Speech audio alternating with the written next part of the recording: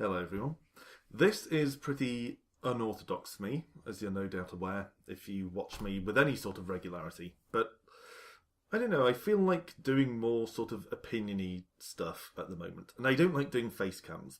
Showing you myself is not my first choice for this sort of thing. But I don't have any handy recorded footage of what I'm going to talk about. So for the time being, you're going to have to put up with this. Feel free to look at other things if you want to. And if I keep staring slightly off there, it's that I'm checking I'm still recording and stuff on my monitor over here. I have recently been watching the back catalogue of Jim Sterling's Jimquisition videos. So starting with the most recent ones and sort of working backwards, I only found out about him quite recently. And I've got up to one from a couple of years ago. I think it was 2012. Where he talked about how games need to be cheerful and upbeat and happy, with the purpose of emphasising the down parts. That is, he argued that games have, by and large, become sort of just a relentless drudgery of misery and downward emotion and sentiment. And that without a predominant high or upward aspect to this, the downs, the crises, the grief, the loss, everything that you're meant to feel during the tragic parts is just kind of flattened out because there's no contrast. And he cited as a positive example of this, forgive me while I scratch around my mouth, facial hair can be slightly itchy. I'm sure other bearded men know this. As a positive example of this, he cited Final Fantasy IX, which I've only played a bit, and he illustrated that Final Fantasy IX is a largely upbeat, slightly silly, quite cheerful, sunny, happy game, more or less, and that as a result, when bad things happen, when tragedy hits, it's more moving as a result than it would be in something that he gave as a counterexample, like Final Fantasy XIII, which is relentlessly down, relentlessly bleak. So there's really nothing distinguishing between one downward moment and another. That's fine. I agree about that. But he did also mention the example of Squall from Final Fantasy VIII. Now, I'm not known for being topically current. I'm not the sort of person who will jump on current controversial news stories to try and snag views. It's just not my way. You would be able to tell that I have no interest in it. I would rather just talk about something that I actually have some interest in. But Squall from Final Fantasy VIII is notorious for being basically a mopey, petulant adolescent. And that's fair comment for the most part. But Squall has a certain significance and resonance to me. So although Jim Sterling cited Squall as an example of protagonists for whom you don't feel any emotion when tragedy hits, because they're always so relentlessly down, I want to explain what Squall means if looked at from another angle. Generally, video game heroes, protagonists, in addition to being predominantly Caucasian and male, which is bad enough by itself, are usually either sort of cocky and highly confident, or gritty and stoically determined, or a combination of the two. I mean, for a combination of the two, example, look at someone like Snake from the Metal Gear Solid series. I mean, he's cocky, arrogant, full of himself, but also gritty and stoically determined. But you always get these, whether it's Master Chief or Marcus Phoenix or any number of others. I mean, the Dragonborn from Skyrim. They're all this kind of heroic character who's determined in the face of difficult odds. And in Final Fantasy VIII, in many ways, Cypher, that's how I pronounce his name anyway, sort of Squall's dark counterpart, is more like a conventional hero. He's cocky and confident, he's kind of witty at times, a bit childish, but he can be quite witty and scathing. He's charismatic, he's charming. He seems like the hero type, and it's kind of a subplot in that game that he considers himself to be the hero, and he's actually not. But usually video game protagonists are like that. They're not necessarily cocky and full of themselves, but if they're not, then they're usually at least stoically, grimly confident or determined. And it's a really refreshing and striking change to have a protagonist who is more like me. Not that I'm saying Squall is necessarily that like me. And I always found him a bit irritatingly petulant and sulky. But speaking as someone who has suffered with some form of depression for my entire adult life, and I think probably a lot of my adolescence as well,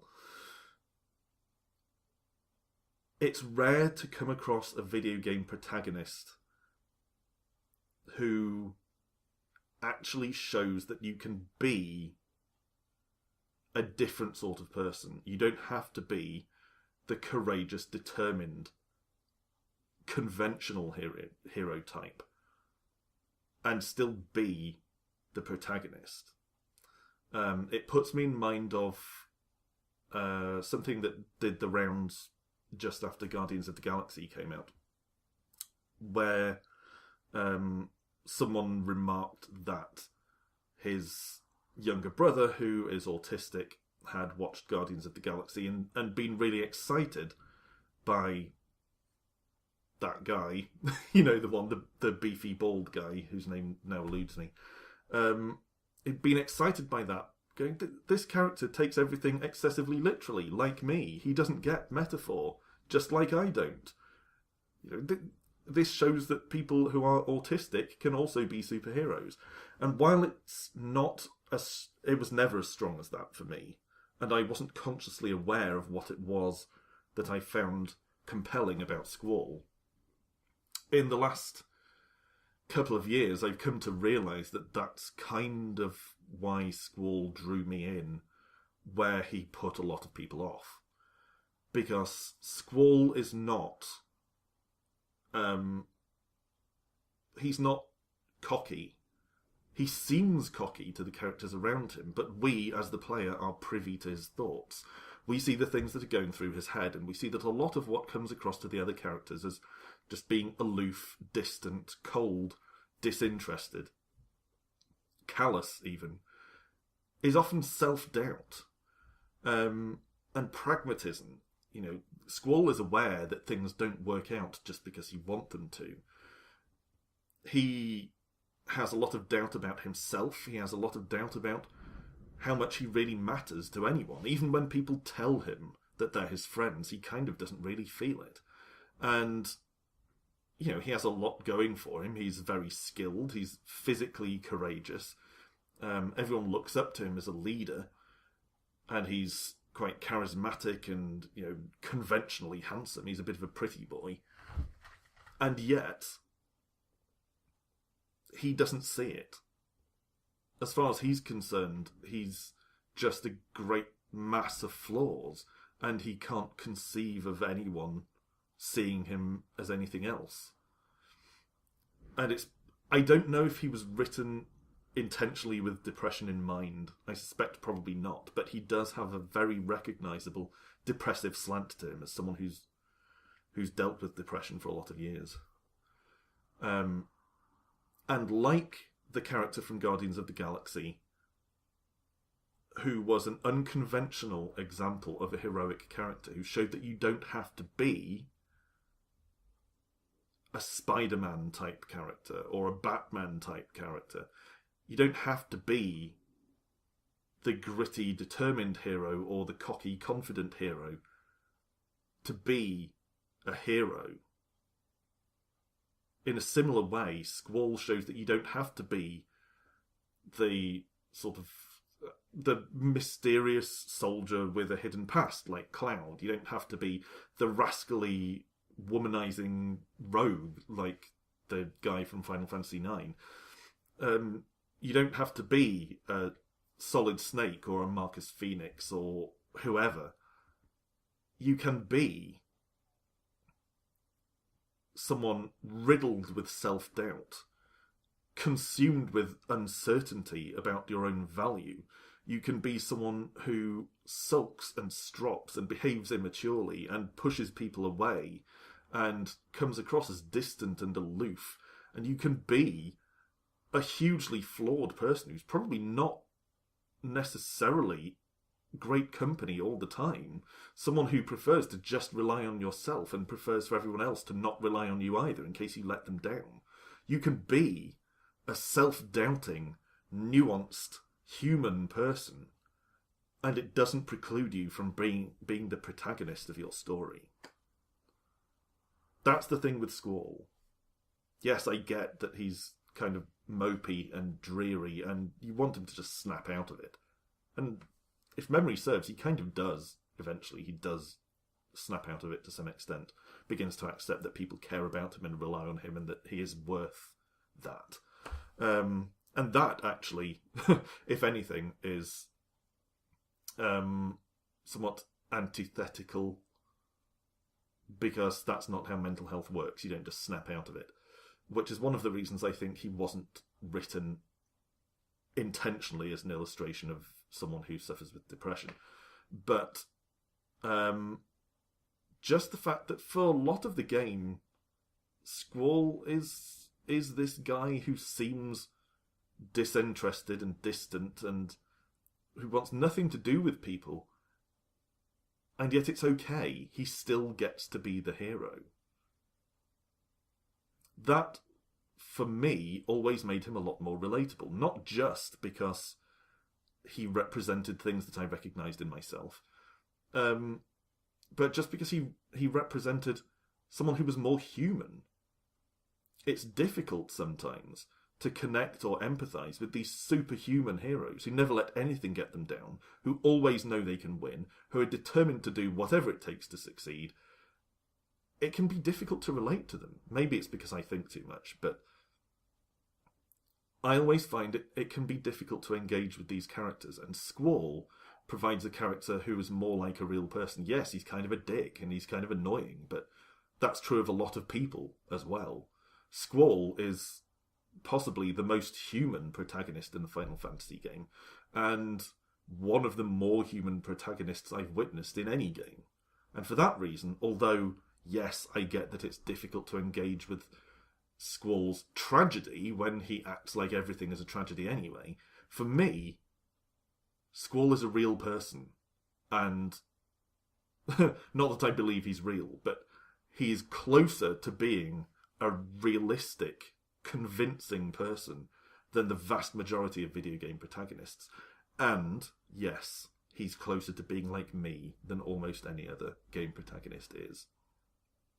And for that reason, Mopey or not, I defend Squall and his place in video game history as worthwhile.